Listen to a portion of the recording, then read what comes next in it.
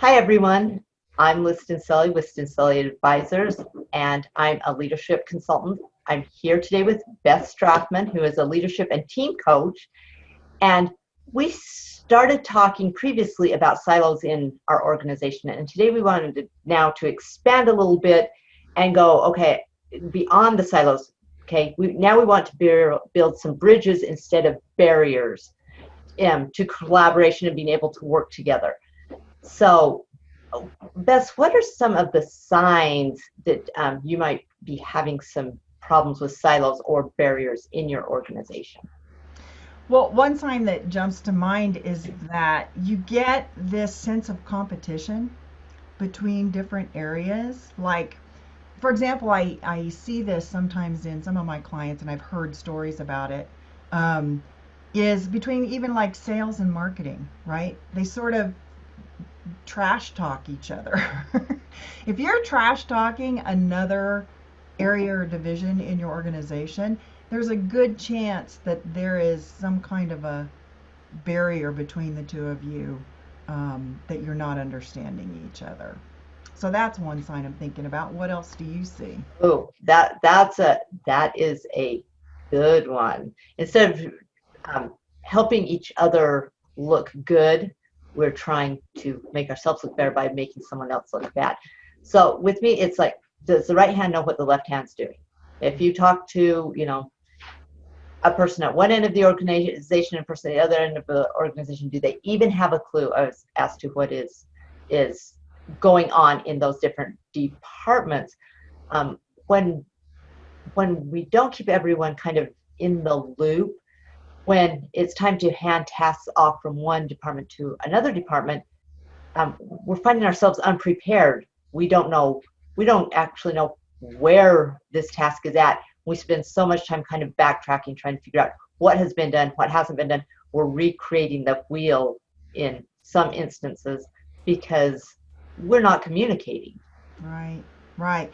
And along with that, that left hand not knowing what the right hand is doing, I think that sets up the idea that even though you're all working towards, let's say, the same revenue goal or whatever in your organization, um, at your department or division level, the sub goals that you set for your particular area can often be in competition with another one. They conflict with another division's goals, right?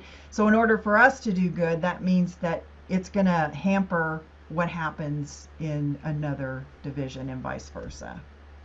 And that absolutely is a perfect segue into what are some of the benefits of building bridges, because one of the greatest benefits is having a common vision and common goals. Right. Common vision, common goals, and a coordinated effort where you're not competing with each other. And Absolutely. I would also say a benefit of building the bridge instead of the barrier, the silo, is that you have better relationships throughout the organization, right? So you're getting to know different people in the organization a little bit better, which ultimately helps you understand the interplay between what each functionality does.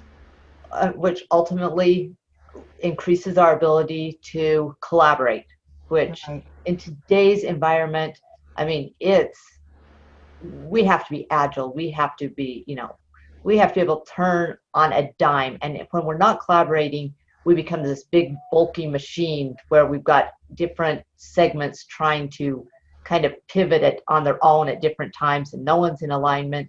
We have to work as a whole. And if we're not communicating, if we're not working towards the same goals, if we're not building those relationships, we it really our hands are tied.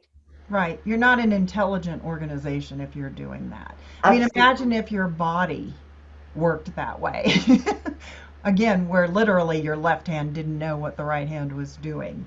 Um, you wouldn't like be a very uh, healthy individual. And I think that analogy plays out in organizations too.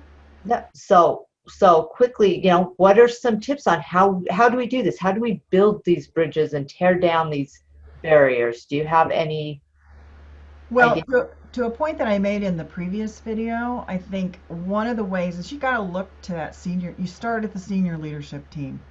If they aren't doing that interdependent work together and communicating together in meetings and even outside of meetings, if they're not seeking advice from each other, popping by each other's office to say, hey, we're dealing with this over here. How does that impact your area? What do we need to think about? If they're not having even those informal conversations, then you've got a problem. So it has to start with that senior leadership team, and they have to learn how to be a better team together. Absolutely. And then I would encourage the development of kind of multifunctional teams. There's a project, there's several different departments are involved. Let's create kind of a team with members from several different departments so we get them working together and we get them used to working together and building those relationships. Yeah, and again, I'd underscore what you just said, working together, not just reporting in at what they're doing, right? They have to have meaningful work that they're doing together to solve the issue, reach the goal, whatever it is. Well, and then we learn to trust instead of feeling like we need to protect our department and our information and our resources.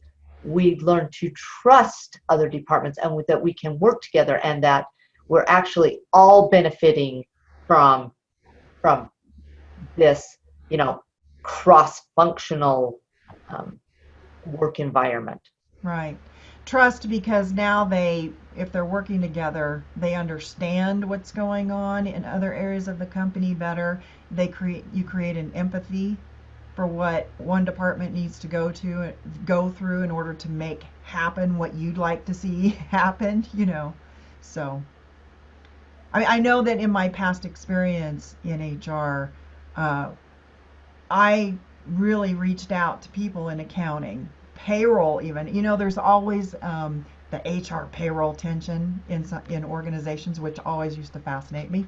But we were all trying to accomplish the same thing. So I was always trying to make friends with and get to know people and how things really played out in their areas. So really important. So, hey guys, let us know what you think about this issue. What did we miss? What would you add to the conversation? Put it in the comments below. Drop us a line.